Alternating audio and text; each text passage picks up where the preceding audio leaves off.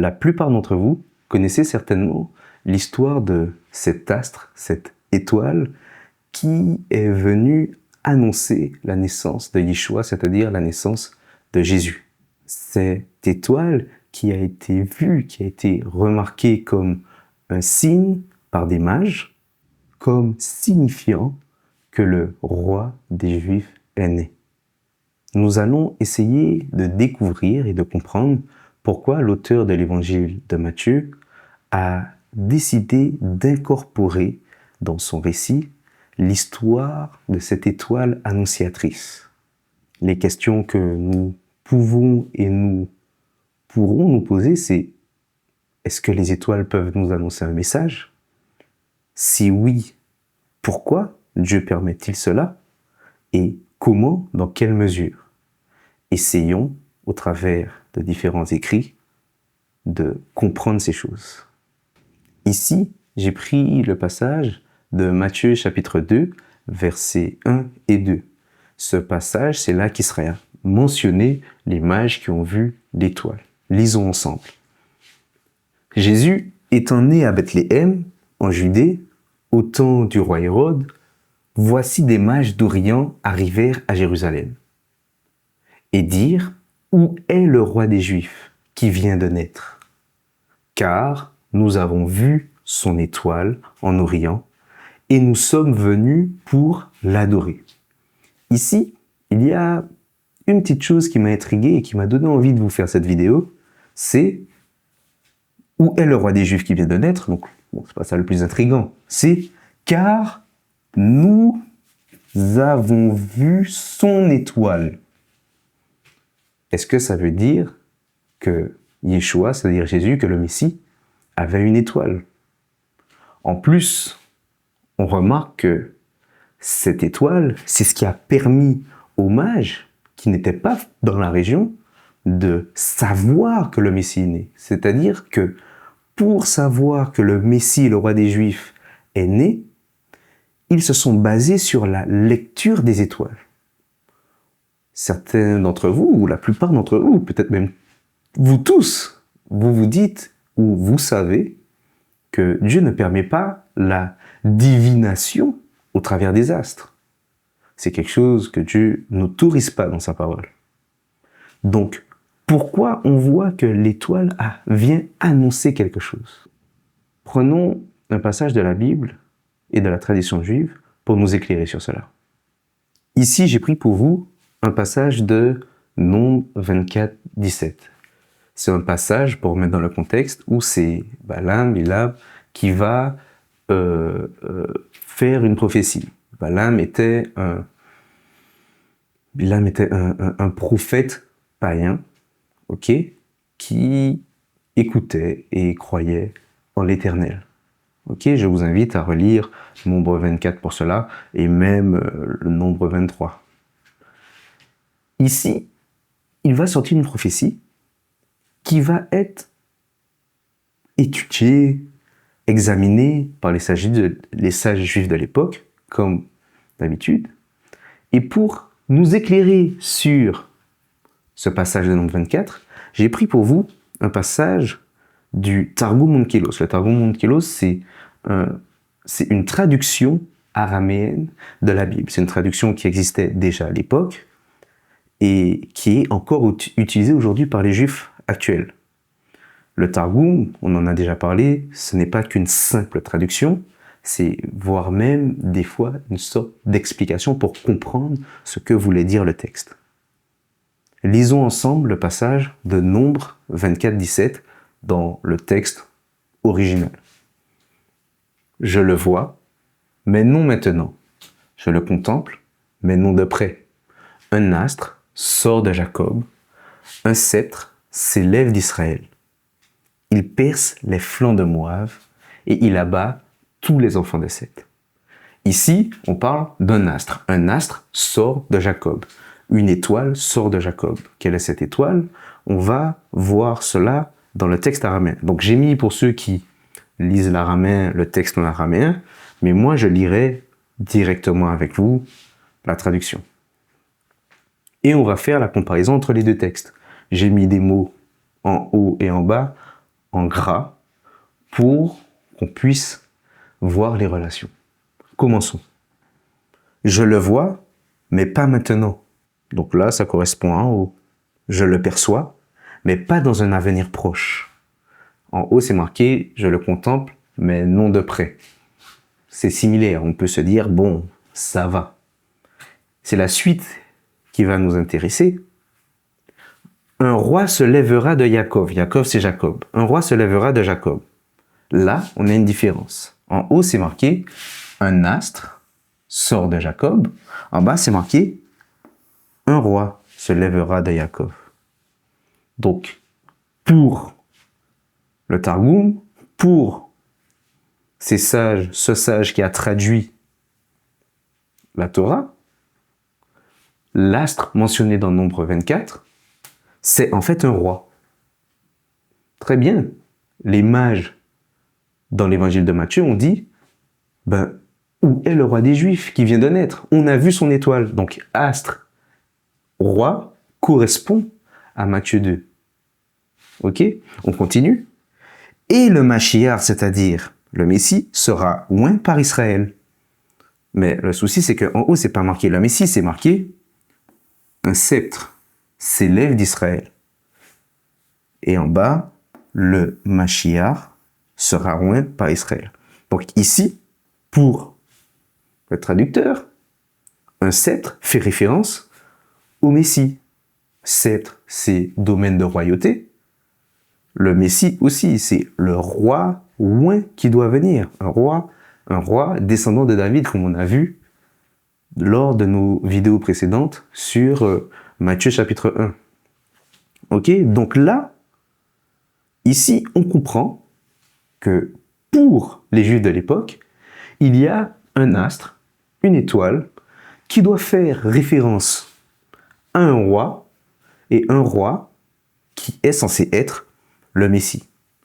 Jusque-là, tout colle avec le passage de Matthieu 2, versets 1 et 2.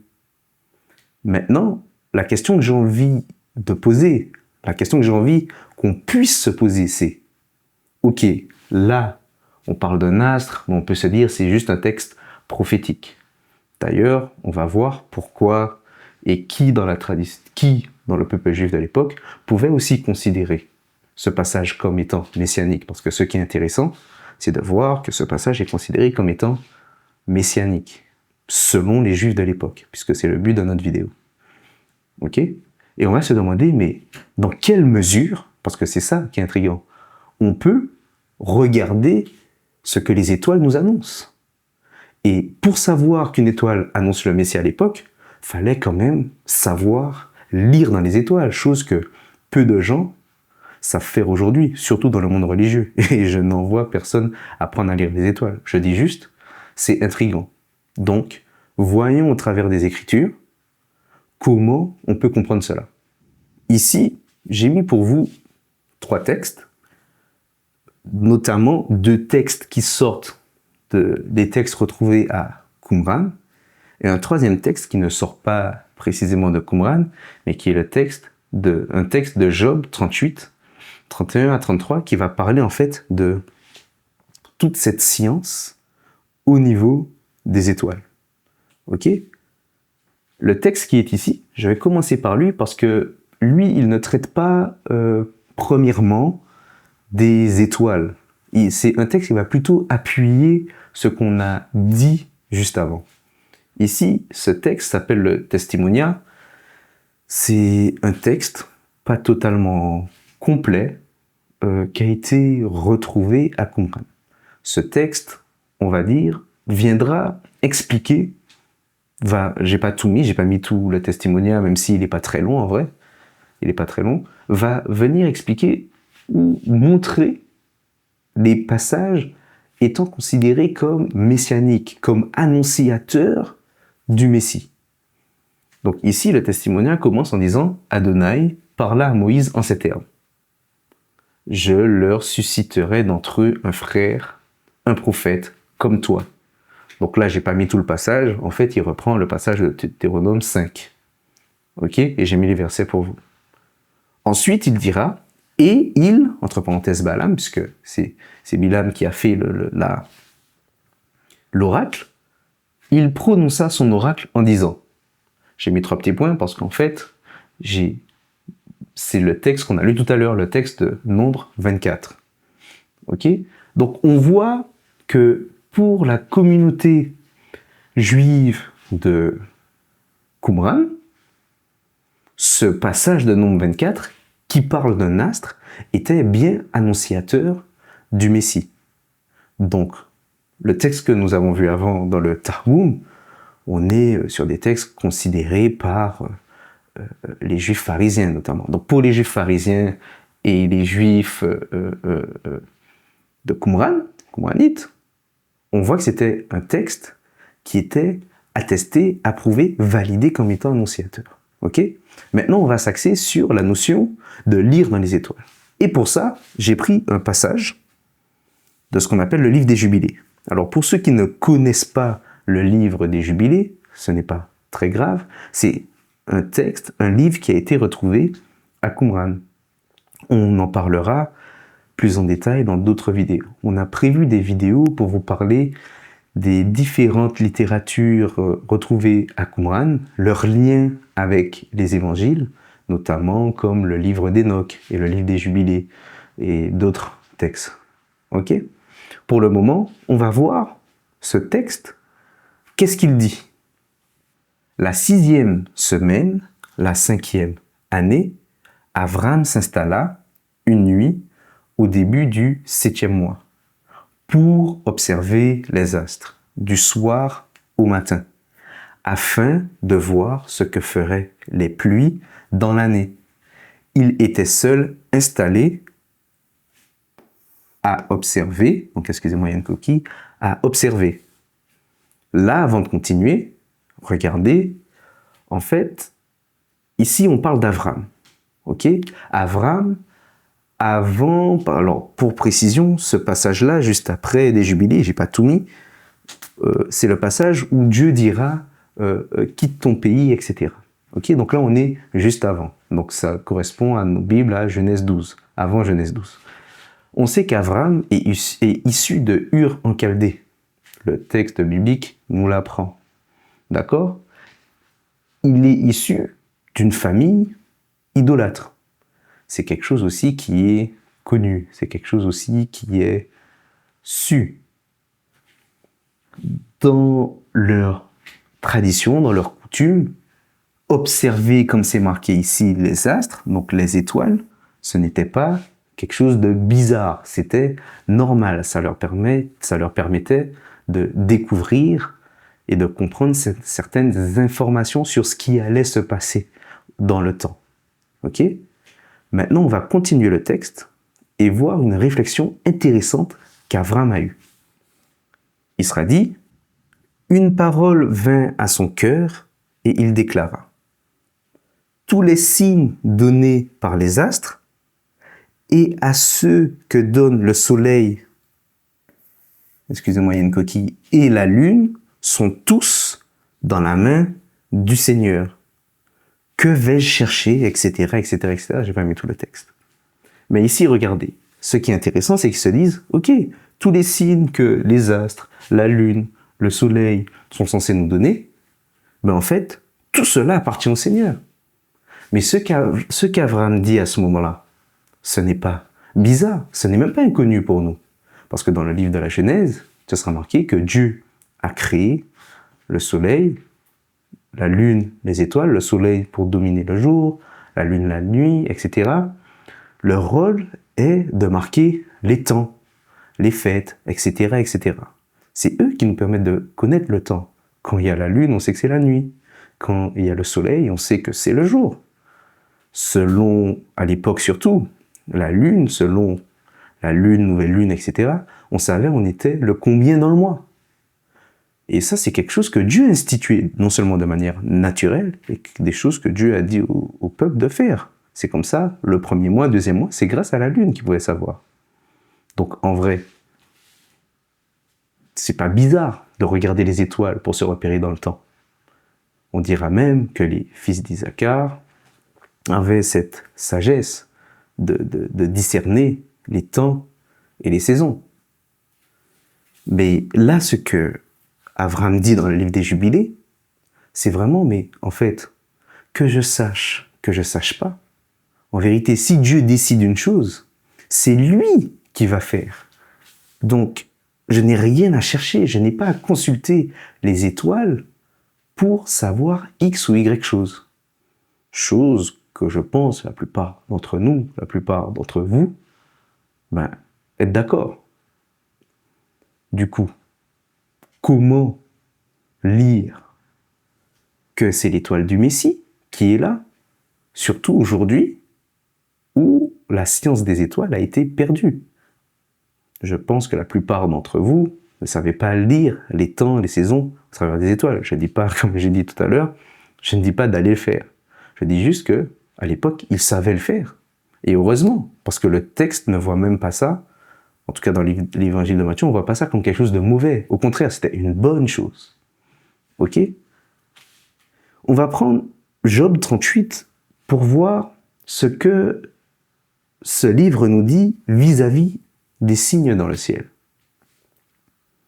Là, pour encore se remettre dans le contexte, le livre de Job va venir en fait décrire des remontrances, des reproches que Dieu va faire à Job.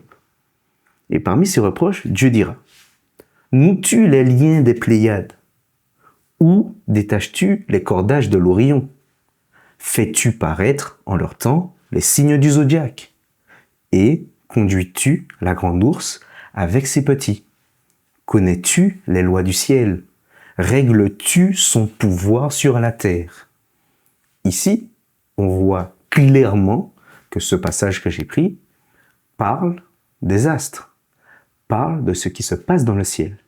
Mais ces choses-là comme étant une chose que Dieu, lui, fait, puisque c'est Dieu qui a créé toutes choses. Les astres ne sont pas créés eux-mêmes, ils ne fonctionnent pas selon leur bon vouloir. C'est Dieu qui a fait cela. Donc Dieu va même reprocher à Job: connais-tu les lois du ciel? Parce que dans le ciel, il y a des lois. Le soleil, c'est pour le jour, la lune, etc. Règles-tu son pouvoir sur la terre? La lune, comment elle agit sur la mer, les plantes, etc. Ces lois sur la terre. Comment là on sera en été, en hiver, etc. C'est les astres qui vont agir sur la terre. Est-ce que c'est toi, Job, qui fais ça? Non, c'est moi, Dieu, qui ai créé toutes ces choses. Ce qui est intriguant, c'est même quand on voit: fais-tu paraître en leur temps, donc faire apparaître en leur temps, les signes du zodiaque. On sait que ceux qui sont dans l'horoscope, l'astrologie, etc., en fait, ils se basent sur les planètes, les étoiles. Parce que c'est de là que sont issus les signes du zodiaque. Alors, je ne vais pas rentrer dans des informations sur les signes du zodiaque, etc., etc. Personne, on n'est pas en train de dire allez faire des horoscopes, pas du tout, loin de là. On est juste en train de dire que ces signes-là, Dieu les a créés pour un but. Et c'est Dieu qui les a créés, mais pour un but qu'on ne va pas expliquer ou détailler dans cette vidéo. On veut juste prendre conscience que tout ce qui est constellation et autres, grandes ours, etc., c'est Dieu qui a fait ça. Et ces choses peuvent donner des informations aux hommes, sans que ce soit de la sorcellerie ou de la divination ou de l'horoscopage, je ne sais pas comment on appelle ça, etc. Mais Dieu a créé pour donner des informations aux hommes. Il va même dire: est-ce que c'est... Et toi, est-ce que tu conduis? Je souligne même: et conduis-tu la grande ours avec ses petits? Ok? On verra pourquoi j'ai souligné dans le texte qu'on va prendre pour clôturer cette vidéo, juste après, pourquoi j'ai souligné: et conduis-tu la grande ours avec ses petits? Là, on peut juste dire, on comprend que Dieu a créé des astres, des constellations, des signes du zodiaque, tout ce qui est étoiles, planètes, pour agir sur la Terre, et même pour donner des informations aux hommes, que ce soit sur le temps, le jour des fêtes, les saisons, la pluie, etc., etc. Mais, comme c'est marqué dans le livre des Jubilés, selon ce qu'il dit que Abraham a dit, mais dans tous les cas, j'ai pas forcément besoin de me prendre la tête avec ça. Pourquoi? Parce qu'en fait, c'est Dieu, à la fin, qui est au contrôle de tout. On a d'ailleurs dans le livre de Josué, ça me vient là, Josué qui va arrêter le soleil, pendant la course du soleil, pendant un certain temps. Ok? Donc c'est Dieu qui décide de toutes ces choses. Ici, j'ai pris le passage de Matthieu 2 à partir du verset 9 et 10. Parce qu'entre-temps, je vous invite à lire, il y a eu un échange avec Hérode, etc. Oui, moi aussi, je vais venir l'adorer, etc., etc., etc. Ok? Je ne vais pas parler de ça, en tout cas pas aujourd'hui, de ce passage-là, passage aussi très intéressant. Mais qu'est-ce qui sera dit?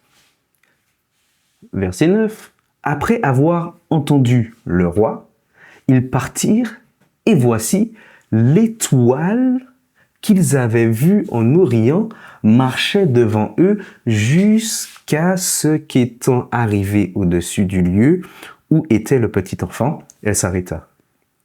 Donc là, je ne sais pas si ça vous avez aussi l'image d'une étoile filante, mais là on voit, conduis-tu la grande ours?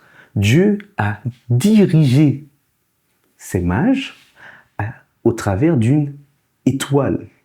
Ils ont su lire les étoiles et même savoir comment elles se déplacent parce que cette étoile est liée au Messie. Et cette étoile les a effectivement bien guidés car elle s'est arrêtée au lieu où elle devait aller. Est-ce que ça veut dire que les étoiles filantes qu'on envoie, et si on les voit s'arrêter ou pas, ça indique quelque chose? Je ne dis pas tout ça. Je dis juste que c'est l'image que ça m'a donnée. Et voici en tout cas comment l'image, sur un certain moment, un certain contexte et dans leur science qu'ils avaient à l'époque, ils savaient que ça appartenait au Messie et qu'ils allaient diriger vers le Messie. Ensuite, verset 10, quand ils aperçurent l'étoile, ils furent saisis d'une grande joie. Voilà ce qu'on peut comprendre au niveau des astres. Du coup, pour finir, pour clôturer, moi je ne dis pas qu'il faut lire les étoiles, vraiment bien loin de là, mais je trouve intéressant de voir cette manière dont Dieu va utiliser sa nature dans un sens très surnaturel au final, mais dans un sens où il a mis des lois sur ces astres-là pour agir sur la Terre et que certains avaient une science qui permettait de comprendre, comme les fils d'Isaacar, je suppose, ce qu'ils faisaient au niveau des temps, etc., etc., etc. Ok? Bien sûr, je ne m'étends pas dessus, on ne va pas faire d'astrologie, etc., etc. Pas du tout, que personne. Nous avons vu la relation entre l'étoile vue par les mages, annonçant le Messie, avec l'astre nommé l'astre qui doit sortir de Jacob dans le livre de Nombres. Est-ce que c'était viable? Est-ce que c'était OK pour les mages de l'époque de suivre cet astre et que Dieu a pu utiliser cet astre pour annoncer la venue de son Fils, la venue du Messie? Ce sont des domaines très larges, très intéressants. Je sais que beaucoup de croyants étudient ces choses.